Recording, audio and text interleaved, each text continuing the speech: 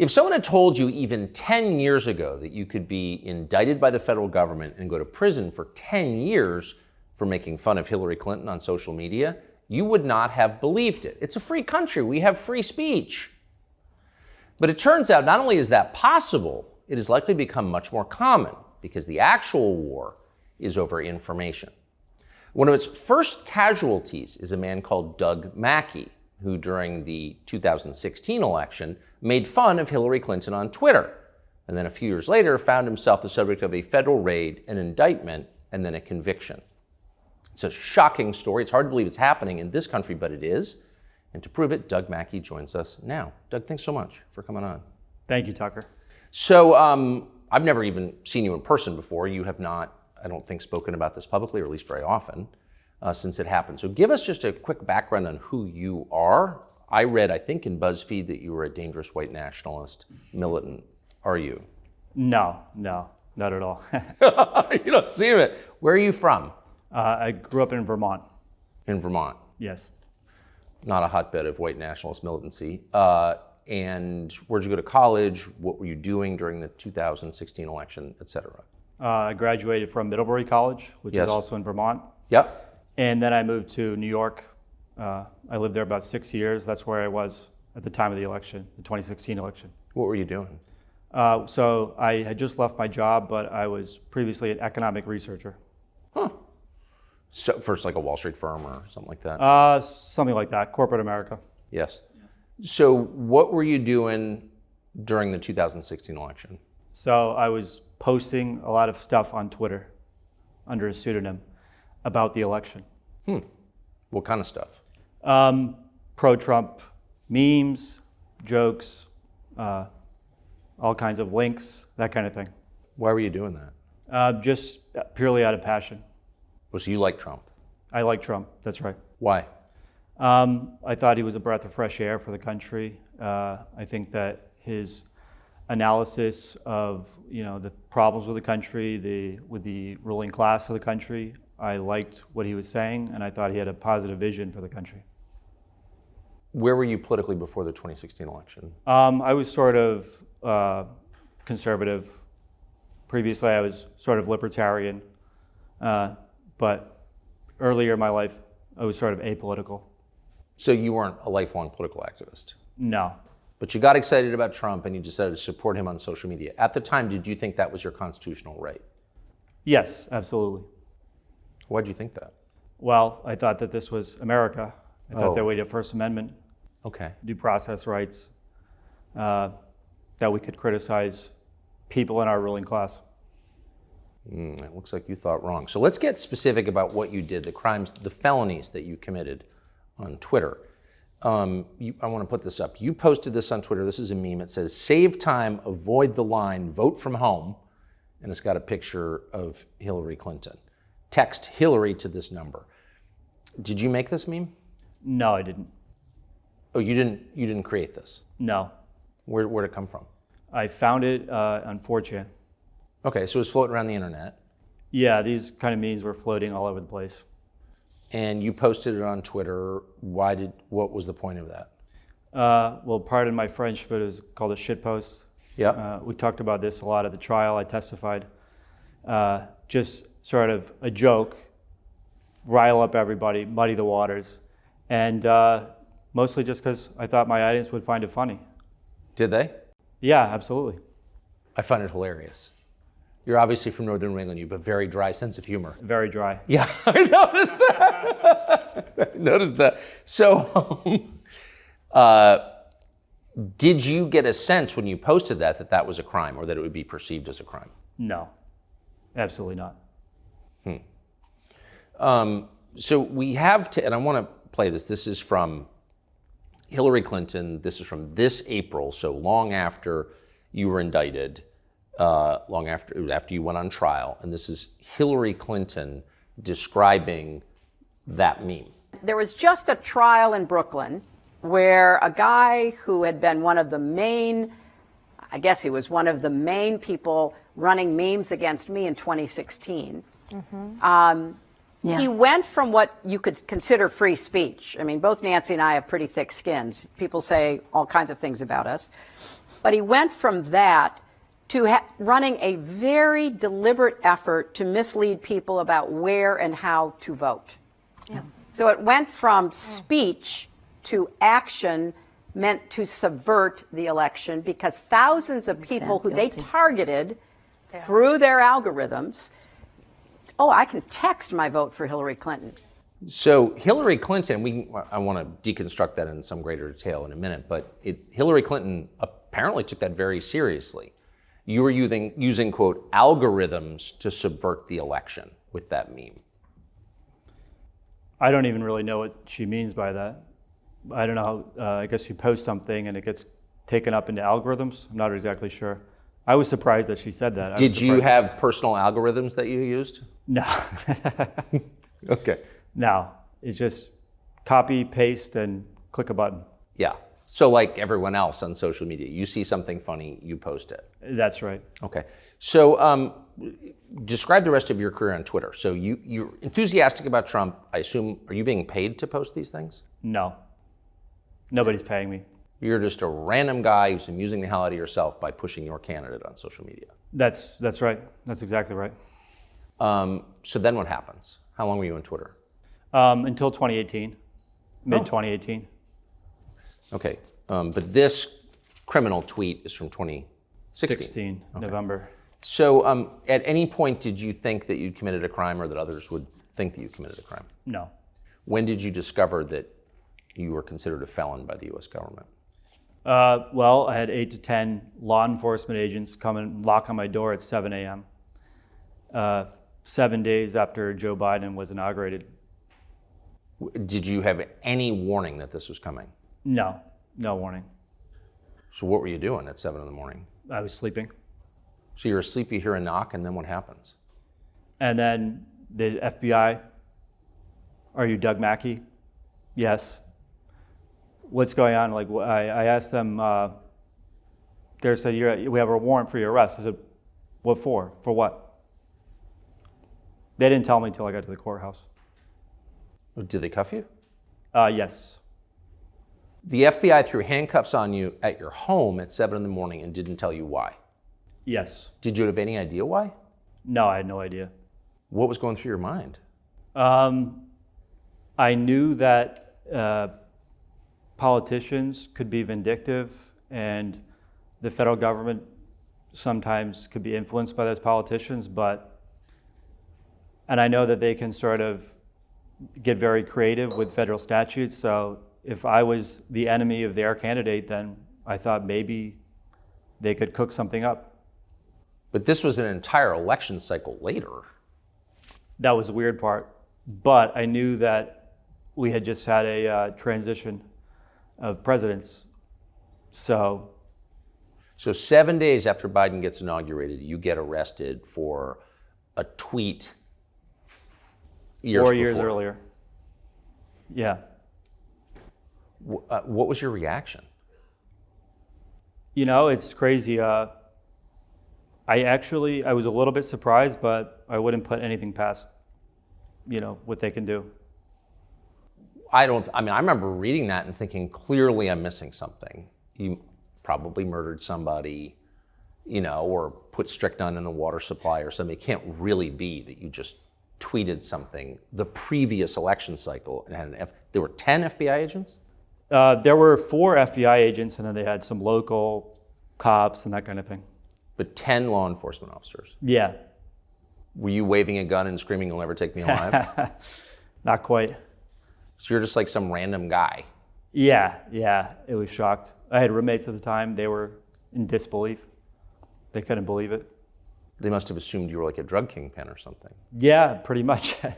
They thought I had some kind of secret that I was hiding or something. They were really shocked when they found out what it was. Yeah, I was too. And it turned out, by the way, fast forward to your trial, it turns out your crime was exactly what you said it was, posting a tweet. So what happened then?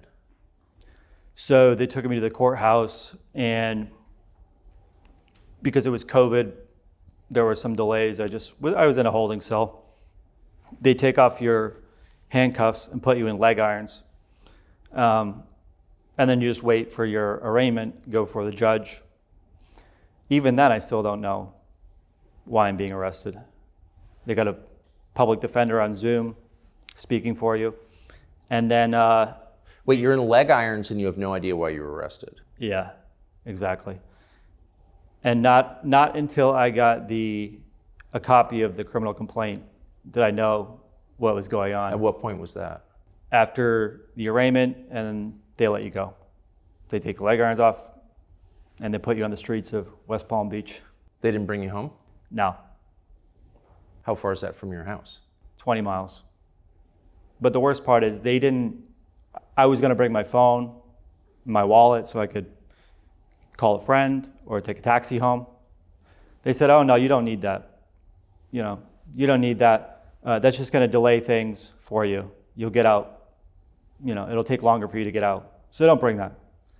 So my friends were waiting for me outside, and then they didn't know how long it was gonna be, so they left.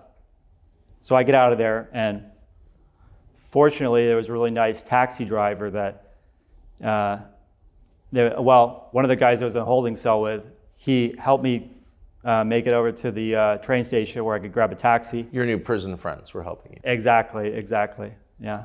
Did you join a gang? No.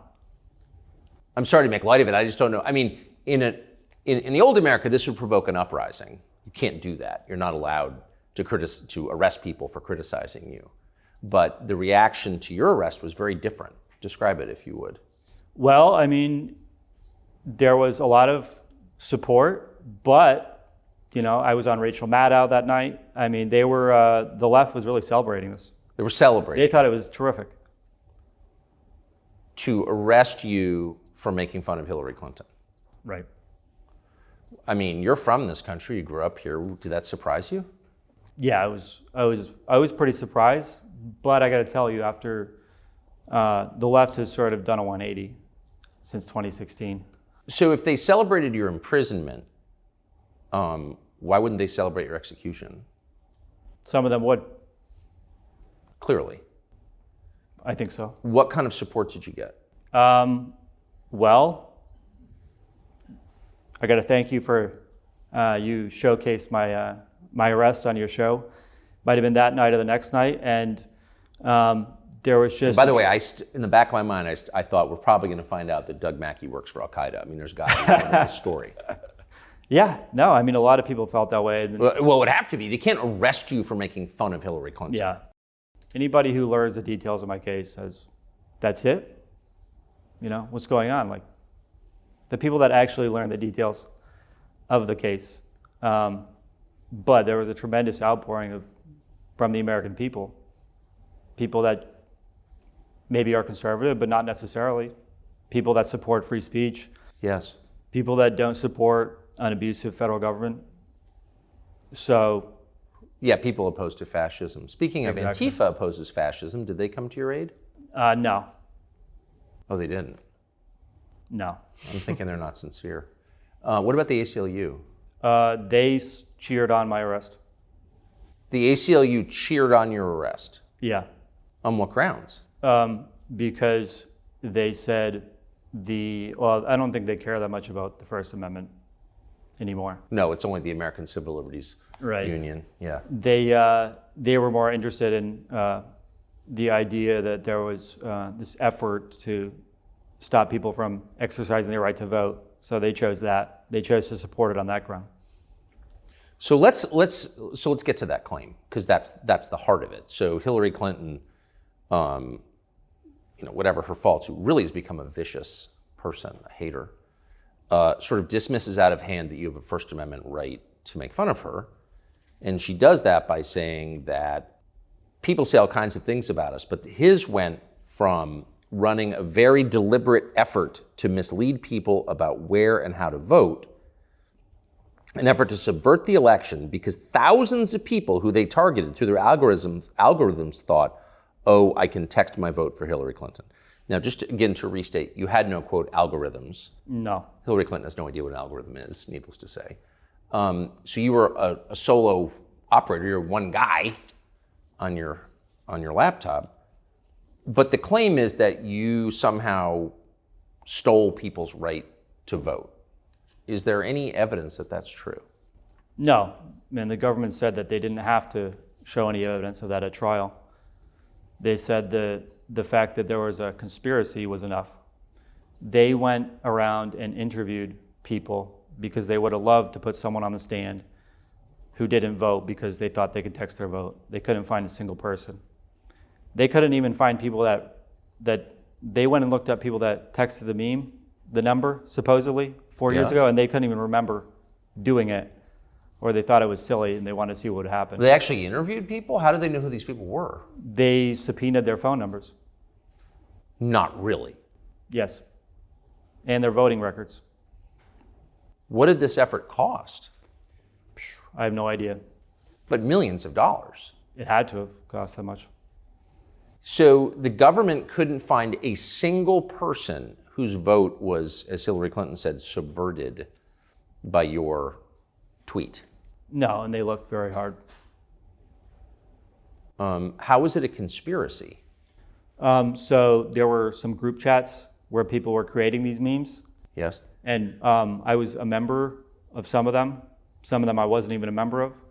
And they said that because these people are in this group chat talking about creating memes, that you're a part of the conspiracy. Even though I wasn't talking in these group chats, really participating in them at all, I wasn't paying any attention to them. So your trial, and we still live in a country where trials are mostly public. I'm sure that will change, and it will be a pure military tribunal, Star Chamber, drumhead proceeding. But at this point, like, your trial took place in public, and we can get the transcript and all that. So the media knew that there was no actual crime here. Did anybody from the Associated Press or NBC News or the Washington Post, the New York Times, re-examine this case or take a close look at the case and say, wait a second, the guy didn't do anything? Not that I'm aware of. And these are crimes for which you could have spent 10 years in prison. Right. It felt to me like the media were cheerleading your prosecution Oh yeah, definitely.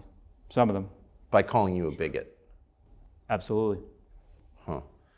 I don't think you are a bigot, I assume. But even if you were, that you're allowed to have your own views, correct? Right, yeah. No, I'm not a bigot, but like I said, this is America. Right. So why did you get convicted? So I got convicted. That's a great question. They basically put 12 people in a courthouse in Brooklyn and say, it's up to you to decide whether this meme was satire or whether it was an effort to trick people out of voting. So they get to decide. 12 people, they can drag you into a courthouse anywhere in the country because they say, since it's tweets, they go over wires, so they can charge this crime wherever they please. So if you post a joke on the internet, a prosecutor could be the most conservative district or the most liberal district in America, can drag you in and put you in front of 12 people who are going to decide whether you were joking. They're going to decide what your intent was. Did you think you were going to be acquitted? To be honest with you, no. I thought maybe the jury would hang, but I didn't think we would get 12 jurors voting for acquittal. Do you have any idea why they voted to convict?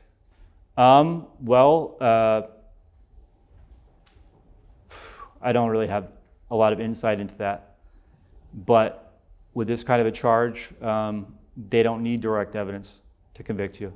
So really, unless I'm misinterpreting what you're saying, you were convicted on the basis of what they claimed your intent was. That's exactly right. They could not find a single person who was harmed by this. They could find no actual effect of this so-called subversion of our democracy. You didn't actually subvert our democracy. There's no evidence that you did. No. But they claimed that you wanted to. They claimed that I wanted to and that I agreed to enter into a conspiracy with other people. Were those people charged? One of them was. He cooperated. Cooperated? In what way? He testified at trial that we had a silent agreement. To subvert democracy? That's right. Did you? Well, I don't know how you can have a silent agreement with someone 1,000 miles away over the internet. Had you ever met this person? No, never met him. I didn't even, at the time, November 2016, I had never even spoken to him one-on-one, or I don't even think in a group chat. What role did the Huffington Post play in this case? So I was posting pseudonymously, so they doxed me in 2018. So you were not using your real name, as That's right. many people don't, both on the internet and in literature. And a Huffington Post reporter decided to reveal your true identity. Yes, Who was the reporter? Luke O'Brien. Luke O'Brien. How did he find out who you were? Just through some, basically, people that leaked my name to him, basically. Huh. Disgruntled people or whatever you want to call it. So because Luke O'Brien did this, you were arrested and faced 10 years in prison. Oh yeah, absolutely. I mean, their criminal complaint basically was just using what Luke O'Brien did. So it sounds like, in effect, Luke O'Brien, like so many journalists, is actually working for the national security state in order to imprison and destroy people who dissent. Could be. Does it sound that way a little bit? I have my suspicions, I guess. Boy, you are from Vermont. I'm tempted to ask you, how do you get there from here? You have a right to be anonymous on the internet, obviously. Luke O'Brien's supposed to be like a reporter or something, and he's spending his time trying to discover your identity because he doesn't like your politics. What was the effect, other than the federal indictment, of being doxxed by the Huffington Post? It was very difficult, personally, for me. Very hard on my family, very hard on myself, and very hard on my friends. So it was very difficult. You know, I lost a lot at the time, but I think it was also... Tell me what you lost. So I lost basically just friends. I had difficult relationships with family members, and I just had to restart everything. Because you were revealed to have said naughty things on the internet? That's right, yeah. Does sound kind of Soviet, doesn't it? Yeah, I think it does.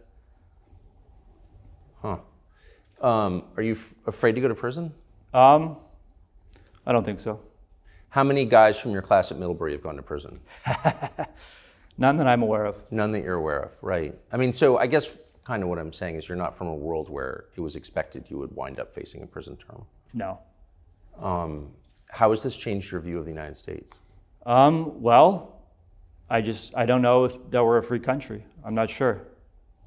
I have my doubts, like I said. So if you can be thrown in prison for making fun of Hillary Clinton, I mean, does set a precedent, does it not? Yeah, absolutely. I mean, the scary thing is, if they think that you're, conspiring on the internet, they can subpoena your entire life and dig through everything you've got. So, I mean, it sets a very dangerous precedent. Not only the fact that they can pick you up and drag you to whatever federal district they want in the entire country, because tweets go over wires. Well, you made fun of Hillary Clinton in 2016 in a pretty lighthearted way, by the way. It's obvious now that she's evil. I mean, she would be delighted to see you go to prison, and that's evil. Just say it out loud. Did you know that about her when you mocked her in 2016? I don't know. I saw what she... I mean, any politician who roots for her critics to go to prison is by definition like, that's Idi Amin territory. Well, let me right? just put it this way. I saw her reaction to when Gaddafi was murdered, so... Yeah. I think if anything, we understated her darkness. Did members of Congress come out in support of you? Some have, actually, yes. In a meaningful way, in a way that helped you? I mean, I'm very grateful for it. I don't know I don't know how much power they have. I mean, they can maybe open investigations, that kind of thing. But so far, there have been some that have been supportive. Have any traditional liberals, other than Glenn Greenwald, come out in support of you? Very few and far between. It's been very few and far between. There are a couple and more libertarian types and some liberals. some who even might say like, oh, we don't like this, we thought this was a bad thing, rather than just a shitpost or a joke. But, you know, should we be charging these things with 10-year federal felonies? Should we, like it's an open question, should we really execute him? So where does this leave you in life? So, I mean, like I said, I'm just very grateful. I'm very fortunate to have the support that I've gotten. Family, friends, and just regular people who have come to my support, so that, you know, hopefully this will be an opportunity and not a, you know, not, like I said, hopefully this is an opportunity. An opportunity for what? Well, there's something redemptive about suffering, so we'll find out. Yes, I think that's right. But I mean, so in the past several years since you were indicted, like how much of your life has been spent dealing with this case? Well, I've got great lawyers that have handled it, a lot of it for me, but definitely a lot of time, a lot of hours, a lot of preparation for trial. And I think just the stress of it is very difficult, you know. But at the same time, I think that you learn to roll with the punches. But does it ever, I mean, how much do you fight self-pity?